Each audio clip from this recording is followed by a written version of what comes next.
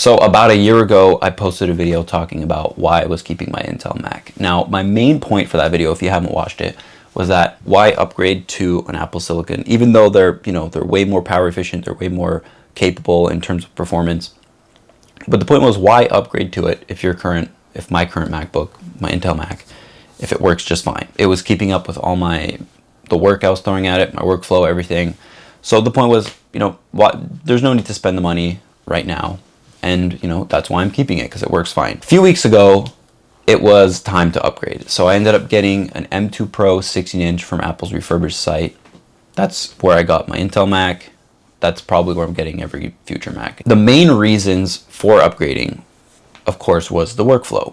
Video editing on the Intel Mac was actually pretty capable. It was handling video editing really good. Not that I'm an intense video editor, it's mainly just for YouTube. But the photography side, Lightroom to be more specific, the Intel Mac was very sluggish when I was pushing it sort of with my workflow and my pace. I found it was very sluggish, slowing down, laggy.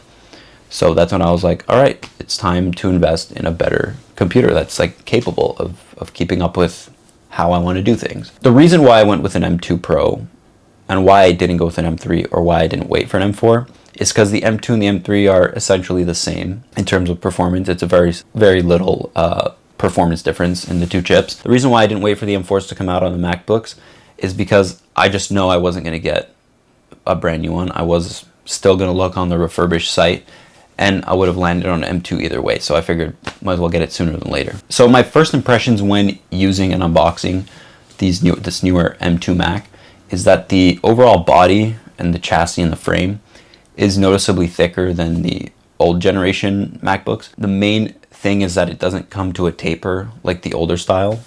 And in a way, it sort of looks more dated than the Intel Mac in a way, because the Intel Mac looks a lot thinner and sleeker. With that said, I don't have a problem with the design. I think it looks great. I love all the ports that come with it. That was another thing where I didn't realize how limiting the ports were on the 2019 Intel Mac. I did use an adapter, but you don't realize how annoying an adapter is until you don't have to use an adapter. Another thing I really liked and that you noticed right away was the ProMotion display. It hits at 120 hertz. It looks buttery smooth. Colors are great. Brightness is great. But, besides that, it's really the same laptop in a way because you're still running Mac OS. It's running the same version. I didn't restore from a Time Machine backup. I set it up as a fresh computer, and I think that was a lot easier, and it helped reduce the amount of clutter I put on it because we all have that stuff on our computer that just lingers and takes up space, and we forget it's there.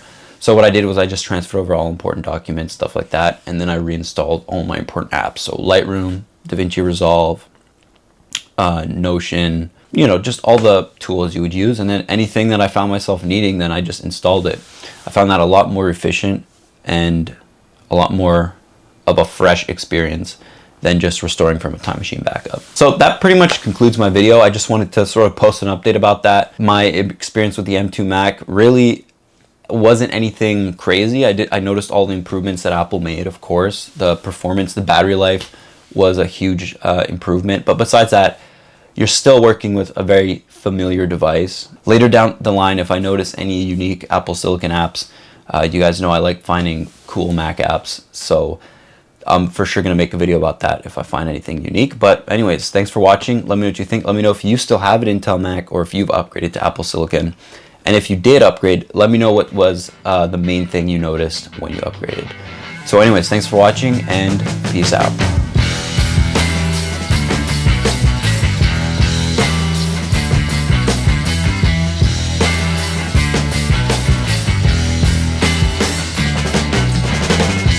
This is the 8th take I do of this video.